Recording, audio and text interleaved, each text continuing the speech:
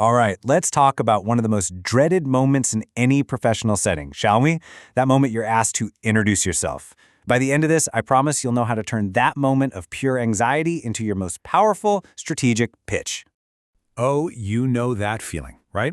The interviewer leans in, smiles, and asks that super simple question, and your mind just goes completely blank. You just start talking, rambling really, hoping that anything coherent comes out. Well, today, we're going to put an end to that feeling for good. So, here's our game plan. First, we'll dig into why that classic self-intro so often falls flat. Then, we're going to borrow a powerful business tool called SWOT. I'll show you how to break it down for yourself, we'll see it in action, and then you'll have everything you need to build your own killer pitch. Yeah, that on-the-spot pressure to basically cram your entire professional life into a compelling 30-second soundbite, it's intense. It's a problem for pretty much everyone, and most of us just fall back on the same old script we've been using for years. We default to a timeline. I mean, it feels safe, doesn't it? Where you went to school, your first job, the job after that. It's logical, it's chronological, and you know what? It's a total trap. Let's call it the past, present, future trap, and it's just not effective. And why is it a trap? Well, because it makes you sound like a walking, talking history book, not the solution to a future problem. You're forcing the listener to try and connect all the dots themselves, and let's be honest, they're probably not going to. This old way of doing things just makes you sound like you're reading your resume out loud, which, by the way, they already have a copy of. It has zero punch, it doesn't make you stand out from the crowd, and worst of all, it makes you utterly forgettable. So to fix this, we have to stop thinking like a historian and start thinking like a strategist. And to do that, we're going to borrow a really powerful tool from the business world to build an introduction that is truly strategic. Welcome to the SWOT analysis. I mean, huge companies use this exact framework to make multi-million-dollar decisions. It's pretty simple. It stands for strengths, weaknesses, opportunities, and threats.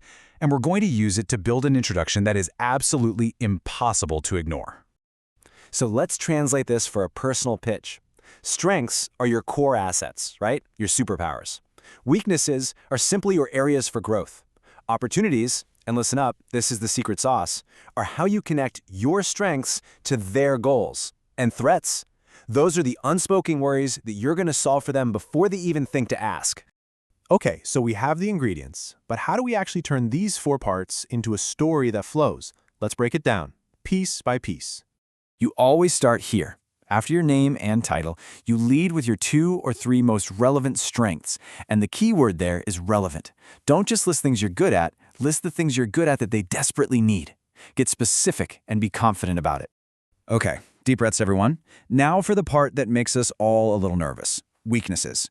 This is not about confessing your deepest professional flaws, okay? It's all about showing that you're self-aware and that you're committed to growing.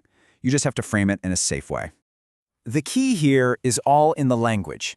It's proactive. I'm actively developing. It shows passion. I'm passionate about growing. See? This isn't a confession. It's proof that you're committed to getting even better. You're turning a potential negative into a huge positive. This next step, the opportunity, this is the pivot. This is where the magic really happens. This is where you stop talking about you, and start talking about them. You're literally building a bridge from your skills straight to their goals. So how do you find these opportunities? You got to put on your detective hat. You do your homework. You read the company's latest news. You dissect that job description. You figure out their pain points. And then you spell it out for them. Here's how I can help you solve that problem. And finally, we have the expert-level move, addressing the threats.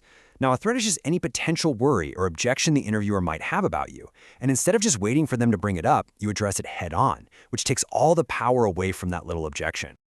For instance, maybe you're switching industries. Instead of letting them wonder if your experience is even relevant, you tell them exactly why it's so valuable. You frame it as a fresh perspective, not a weakness. You get to control the story.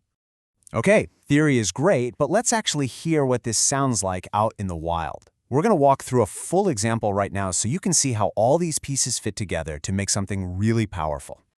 Here we go. I'm a senior marketing manager specializing in digital campaign optimization.